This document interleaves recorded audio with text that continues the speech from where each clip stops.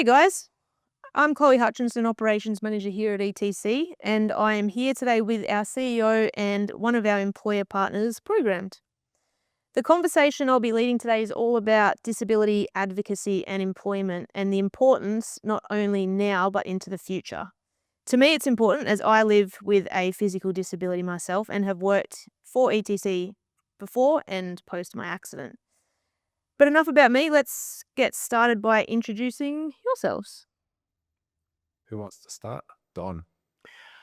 Sure. Don Intine. I'm the National General Manager for Program, and I look after all the employment services and skill development programs across Program, focusing on Workforce Australia and Integrated Employment Australia. Excellent. And I'm Damon. I'm the CEO here at ETC, and I've been, I guess, with the organisation now 10 years, a bit over 10 years, and been in this game, this industry for a lot longer than that. So I sort of started actually in disability employment back in the late 90s when things were vastly different to what they are now. And I can beat you. I started in the early 90s when it was a job network when it first started. yeah, wow. Yeah, so it's I guess between the two of But us, we're old. One, we're old, and two, have probably seen a fair bit Yeah. in this space and iterations over the years. So yeah. All right, so what does authentic disability inclusion look like to you beyond meeting compliance requirements? Look, I think for me, it's about not necessarily having to have these sort of purposeful conversations about disability to bring awareness to people, that it becomes part of our everyday business and how we do business, and that it's actually integrated. And you always want to have development in your organization because you always have new people coming on. So you always want to have the opportunities to develop, and things change in industry. So you want to stay up to date. But I'd like to get to a point where I'm not having to go to every branch and purposely talk about why we should be considering hiring people with disabilities. And if we could ever get to that magical moment, for me, I think that would be my happy place. Yeah. Yeah, that's a good point. Just around not being unusual. Yeah.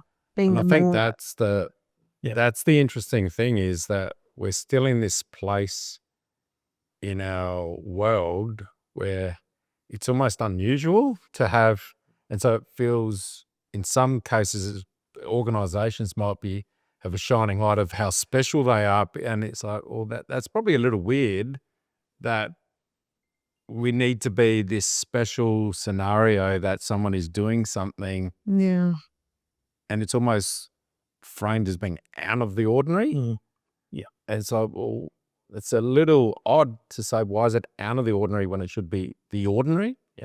And the out of the ordinary is where people are not, and people don't feel comfortable to even apply. And I think that's probably the shift that is needed, where people can naturally, no matter what their situation, their disability, because every disability is obviously vastly different. And I think we've had this conversation, even mobility and all of that. It's each unique person is different. Yeah. So we, sometimes capture it as a disability, but I sort of think it should be about the person. And does this person, are they able to engage in this workplace or not? And look, obviously, as a large employer, that's one of the things I'd like to see with us, is that we actually move away from saying, hey, we've got a quota of 7% or 8%, that we actually look at the person and whether or not they're suitable and capable of doing the job. It's not about whether they have a disability. It's just about the actual individual. And we should be able to look beyond somebody that has a disability and purposely focusing on hiring somebody because they have a disability, because we have to meet a quota. Yeah, it's very much seeing the person as the person, not the disability. Yeah. Yeah. And look, there's a huge education piece, right? I mean, a lot of our recruiters and that, it's not even we talk about conscious and unconscious biases, but it's a case of you don't know what you don't know. And a lot of people are actually just afraid to say the wrong thing or do the wrong thing. And that's sometimes what drives the behavior. It's not an excuse, because as leaders of a business, we need to get better at rolling this through our organizations so that it's just how we do business every day, that we're not having to focus on it to drive the outcome or the result that we actually want to get. I think that point around skills focus, is a person or a human the right fit for that role? That's the primary piece. And there was language, actually, think from the Exceptional Academy, they spoke about that being, sometimes we talk about workplace adjustments, but is it really workplace enablers? So how do you enable someone to succeed in a workplace? Yeah. Yeah, and I think there's a slight difference, but we just need to have people and every business is facing skill shortage. So, if you want to take a pure economic view of it, there's a skill shortage. There's a whole bunch of people that can meet that need. So if you're not, then you're actually doing a disservice to your business. Yeah. Because you're actually excluding a whole bunch of skilled people from the workplace. Yeah. That could be very valued employees. It's definitely a hidden cohort. And I think, I look at what we've done the last probably, I'll say 4 years, and we did purposely focus on working with DES providers, but we went from employing 2% people that had disability in our business to 8%. And then we really kind of did stop focusing on it because we were just working the relationships. And then we went to 13%. And then last year we went to 15%. And I can honestly say, hand on heart, that we actually didn't focus on it. We were just focusing on the humans that we wanted to actually place into roles and give them an opportunity to put a roof over their head, put food on their table, whether they're disabled or not. And I know we're talking about disability, but everybody deserves the opportunity to be self-sufficient. Yeah. Yep. Absolutely. Can you share a moment or initiative where you saw the impact of disability advocacy transform someone's experience at work? I think what has been interesting in our space is a while ago we used to have this formal process to have an adjustment in the workplace, or I'll use that language, and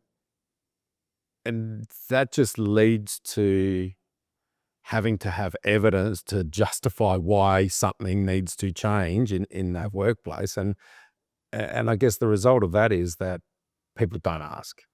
Or they go, okay, that's a barrier, or whatever that may be. So, we've more recently shifted that through the work of I think that came from, not exactly sure exactly where it came up, but that was a sort of ground up sort of suggestion. You go, well, why do we do that? And then it's one of those things that just existed because it's existed.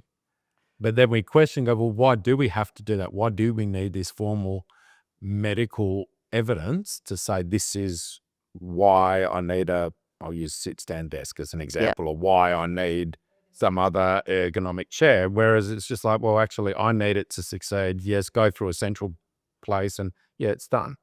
There's just so many opportunities for common sense to play a role in what we're doing and what's going on. And in terms of advocacy, I guess being a really large employer, I see it as a really big responsibility for us that we have so much contact with so many employers out there in industry that we have a responsibility to go and advocate for people with disabilities. And it's not easy because people do have personal biases and they're concerned about their business. Is it going to slow production? Are they going to be able to keep up? All those sort of things. But, I guess I take my role really seriously in going out and talking to some of these large employers. And we've had some great successes. With a company called Hilton's, we ran a program and 7 of 8 candidates completed the program, and they're all still there 8 months later working at Hilton's. And now they want us to run a program every 3 months. They were never necessarily open to that particular cohort before until we had conversations with them. And we said, look, we'll do this training. We set up the training. And what was really great was off the back of that is that Hilton recognized the opportunity. And they now actually have their own internal training that their general manager developed to actually progress the candidates now in the workplace so that they can grow into other roles. And that probably has been one of the coolest moments for me, is that we've been able to advocate for people with a disability. But not only that, that the employer actually went, hey, wow, we can actually do something, and took it on themselves to build the skills training even further so that they could actually keep the people in their business. So that was probably really cool. And we've done a similar thing with Siva now in Queensland, and they've just hired their first candidate with a disability. In fact, a week ago, I think. Oh, So we're wow. expecting that to get bigger and better. So I think we play a really major part in that, and we need to, until we get to that business as usual place where people stop seeing the disability and actually just see the individual. And we just have to keep doing that until we get to that point in time. Yeah, and interesting. So we obviously focus a bit internally sometimes, but externally there is that opportunity. So the work that we did with Exceptional Academy around neurodiverse people and what that looks like in a workplace, and some tips and hints around that. And so it's the voices of us that can help magnify that message, I guess. So we use with Selena, our tender writer, put together a proposal in New South Wales through the department. But what's been interesting, that was also highlighted in a few settings. So what's been interesting down there is that Business New South Wales has now taken that on, and that they will be running those sessions. We're a part of it, and then now it's now a Business New South Wales led initiative. Yes, we'll pay for some of it, they'll pay for some of it, it'll be a joint project. But what that's changed is our voice has been magnified through Business New South Wales, who have a different lens and approach. And so then they can bring in their entire business database and their networks, and through local chambers of commerce, to get that message out. And so I think that they're the opportunities that we have to magnify the voice. Yeah, that's great. Yeah. And look, advocacy for us goes beyond. It's not just about going out and talking to all the employers. We've opened and created 2 skill development centers where we can take candidates and we can actually upskill them and skill them so that they actually know what they're getting into. And it's no secret. Look, if you put somebody into a job that they're not interested in, the reality is they're not going to last. So by putting them through training that they actually want to participate in, you get much better retention. We're getting retention beyond 6 months at 70% right now, which is probably triple what the industry average is. But it's because we're actually training and skilling them in what they actually want to do, not what we want them to do. And there's a big difference. There's a big difference. Yeah. How can employers and leadership teams better partner with people with disabilities to co-design inclusive policies and practices? This one's easy. We use you guys as an example, right? We got together, I don't know how many weeks ago it was, with Marion and Selena, and had a conversation with our Queensland State GM about how we could work together to progress this. And I think it's probably one of the biggest things is us as a large employer partnering with organizations like ETC who have the client contacts. And it's about bringing all those different things together. And we're going, okay, well, we need this, this, and this. And you guys saying, well, we've got clients who need this, this, and this. And we can design training and wraparound support around the candidates so that we actually get the best outcomes. So it's about employers and I'll say providers and candidates coming together to work out what's actually best, not just for industry, but for the candidate.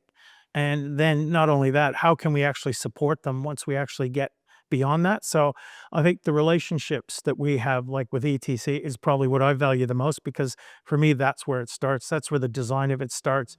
You guys have the access to the candidates, so you can find out what they want, what they need, what they don't like, what they don't need. My son always says to me, he says, I'll be wheeling down the street, Collins Street one day, and somebody, all of a sudden the light will turn green to walk, and somebody from behind me will just start pushing me across the road. And he said, I don't want that. If somebody wants to do that, ask me. Yeah. Ask me what I want. And that's probably the missing piece in Link. Yeah. And that's what the partnership, like the one that we have, that's how that will work so much better. And people are just afraid to ask as well. 100%. That's happened to me also. And again, it's you don't know what you don't know, right? Do I help? Don't I help? Yeah, Do I help? Don't I help? scared of the answer or the outcome Yeah. sometimes. Yeah, 100%. Yeah, and I think that's you've said it. Is just ask. Yeah. And that's co-design almost 101, isn't it? Just ask the recipient of the service or whatever you're trying to do. Yeah. Just ask the question. Yeah. What does that look like? And I think what's important there is don't ask with a predefined list of options as well. So, because that's not really asking, that's just going, here's your two things, fix up, choose from. Well, that's not co-design. Co-design is like the blank piece of paper. Yeah. You're going, sometimes you might have to say, here's what we're trying to achieve, what the end point is. We're trying to, I might say, improve people's engagement in training. What does that look like? Or engage people in work. What do you need? Yeah. But that's, again, sometimes I said it at the start, that's anyone. It is anyone. And I think that's the big take home message is, what the behaviors and attitudes and the co-design and the asking for a person with disability is just a good, decent thing to do for anyone. Yeah. And so if you apply that principle to anyone, then it becomes embedded part of what you're doing. Yeah. Yeah. And you never really have to focus and think about disability, non-disability. It's actually just who you become as a business and how you actually deliver to your candidates. And then you got hidden disabilities as well as, other Absolutely. disabilities and that, yeah. Well, that's the assumption, right? Yeah. People make, you're walking, you don't have a disability. What are you talking about, right? Yeah. They don't know about, and not everybody, a lot of people assume a disability means that you have a physical disability. And that's so far from the truth. Probably 60% of the candidates or clients that we've placed would have mental health and you would not know it. And I would venture to say that most businesses, if the candidates or their workers were prepared to open up and say, hey, they'd be amazed at how many people they actually have in their business already that have a disability that they actually don't know about. Yeah, just haven't. Yeah. Yeah. Well, we see about ourselves. Yeah. So like our data on people commencing employment that they, I guess, openly expressing that they have a disability is minimal. When we do our what we call People Matter surveys, which is anonymous, it's a completely different result. And I understand that, right? Because you talk about bias. There is that own bias. Go, okay, will this business? How will I be treated? And it's not until you're in and part of something do you actually develop a level of trust to I'm open to sharing a bit about me. You kind of have to earn that, right? Yeah. And they're not just going to come in and go, hey, they have to feel really comfortable and welcome and warm to be able to open up and do that. And ideally, that's the kind of workplace you want. You want people to be able to come and do that because, one, you're going to be able to support and get more out of that individual than if you don't know. So Absolutely. Hopefully one day we'll be there. It's definitely, the world is changing a lot. And hopefully one day we, can just have those conversations. I think in the last 12 months, I've seen it change significantly with a lot of our host employers, which has been super, super pleasing and satisfying. But then there's still a lot out there that are just kind of going through the motion and doing things. And, I've got a story where somebody's applied for a role and it says, if you need blah, blah, blah for interviews, give us a call. And, they called up and said, hey, I'm just letting you know, I need a bit of help with the interview. I've got blah, blah. Oh, we actually don't do that. But that just goes on all our ads. So, the standard, so it's things like that then kind of create the distrust with people that, can I tell them that? Can I tell, is it going to hurt my opportunity or to actually win the job and get the job sort of thing. So we still have such a lot of work to do, but I think in the last 12 months from our point of view where we're going, we've made so much progress. Yeah. And it's been really satisfying. And I think the more that we build these relationships that we have, I think the more impact and influence we're actually going to have on organizations and businesses. I remember when I first had my accident and ended up in my wheelchair, I was fortunate that I had a job here at ETC and fortunate that ETC kept my job open for the better half of that year and I came back. But I always thought, man, how hard will it be to get a job now that you're in a wheelchair? Like, that was 6-7 years ago. Today, I feel like there's probably definitely more opportunities. Employers are becoming more open to that. But I always thought, if I don't have my job at ETC, how am I ever going to get a job again? And that can That's be scary. Yeah, That definitely. is scary. But yeah, so any other innovations for accessibility that we should discuss and share with others?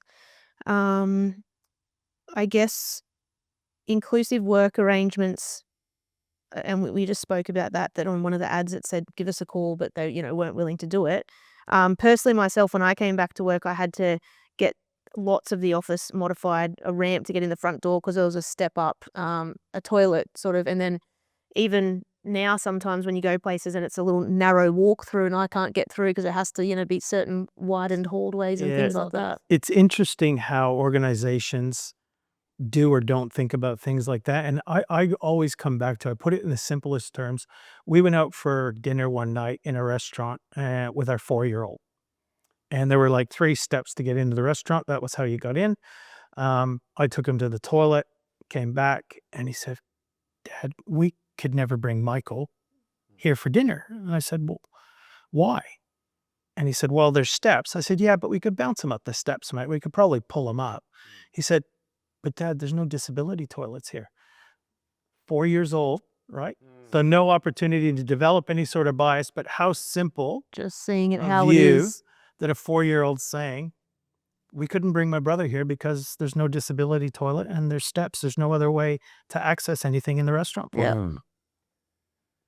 Yeah. Yeah. I think, look, and just reflecting on your experience, Chloe, coming back, I think that office was supposedly disability friendly and all Yeah. the rest of it, but it's, I think that's the challenge until you're actually having to go through that process of supporting someone back into the workplace or just into the workplace. You really brush over and gloss over a lot of the challenges, I think, and we all do that because we're not, I guess, realistically living in the shoes, and I think that's hard. Yeah. Yeah. And often we still look at that as most people will go, oh, this is disability friendly if there is a ramp or if there is disability toilet. But we spoke before around invisible disabilities.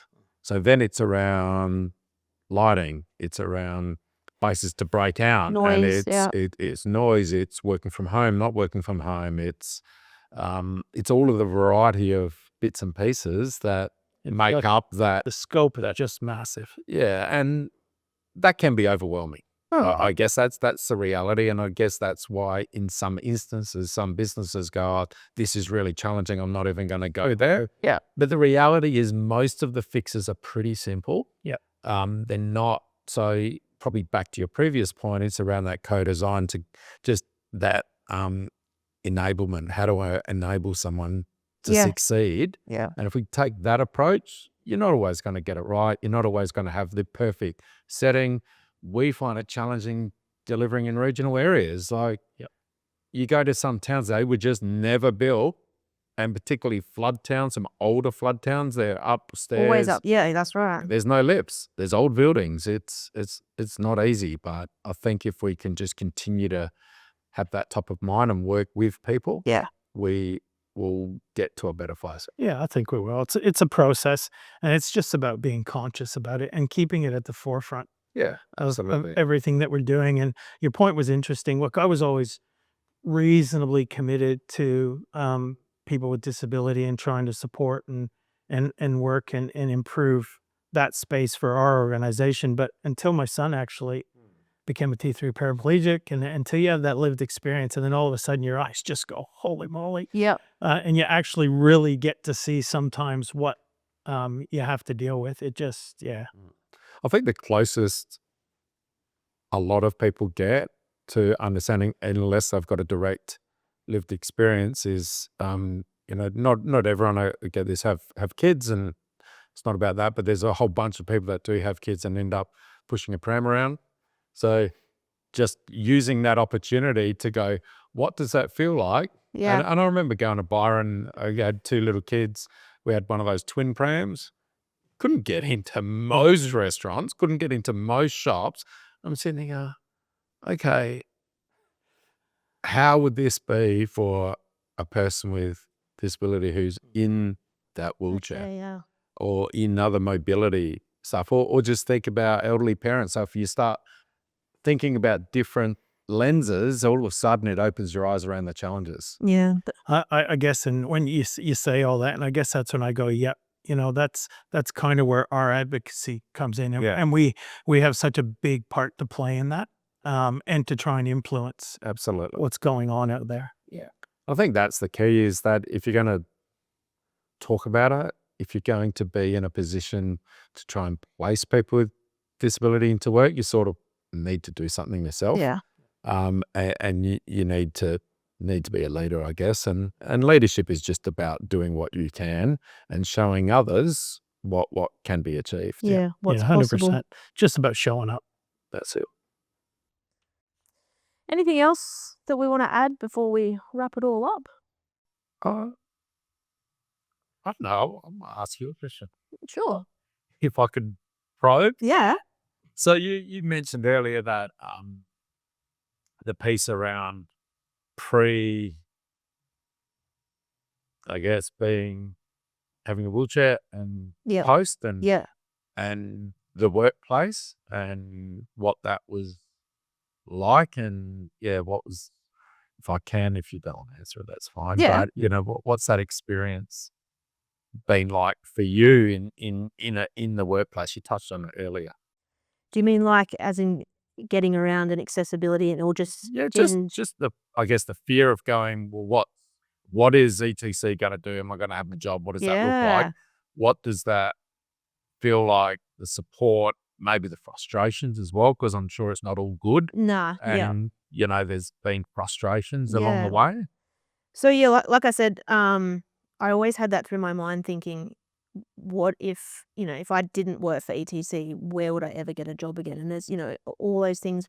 My first job was McDonald's, and I always said, if I ever lose my job, I'll always go back to McDonald's. And well, a wheelchair won't fit in the kitchen at McDonald's, so that's definitely not my fallback job anymore. Yeah, it's scary, and the simple things. And I remember, for 33 years of my life, I was an able-bodied person. You'd just get around, you'd walk into somewhere, and you wouldn't even think that there's 3 steps to get up into a shop front or whatever it might be.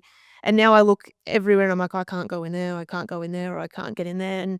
And work, I was very fortunate that ETC, and with the help of the Back to Work program, modified the office that we were in at the time, to make it accessible for me to return to work. And there is still little things that, some little corners are hard to get around, or, little bits to get into and different things like that.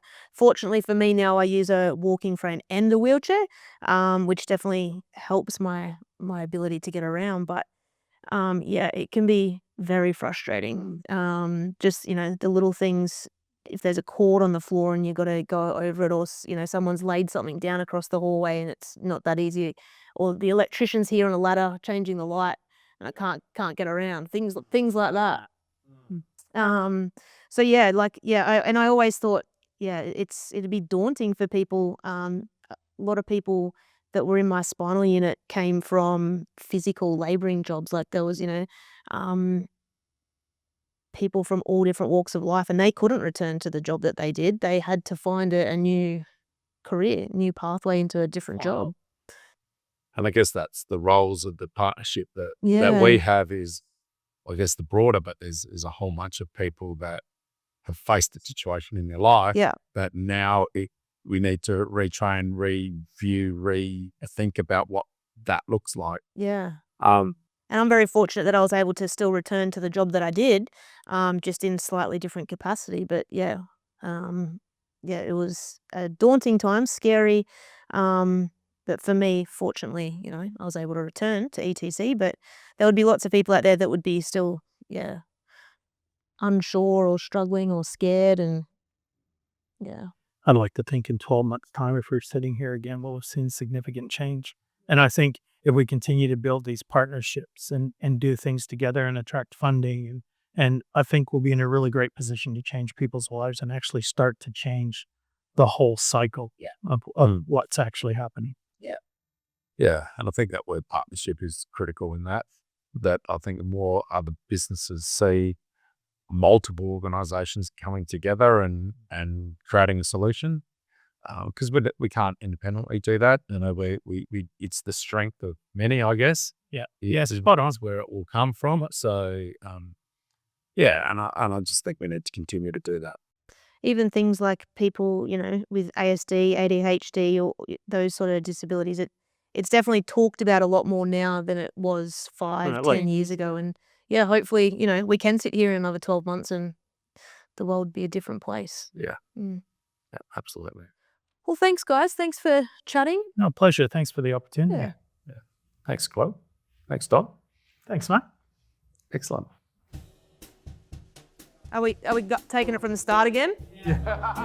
From the top. Opposite. I forgot to turn the camera on. There's your back. And hi, everyone.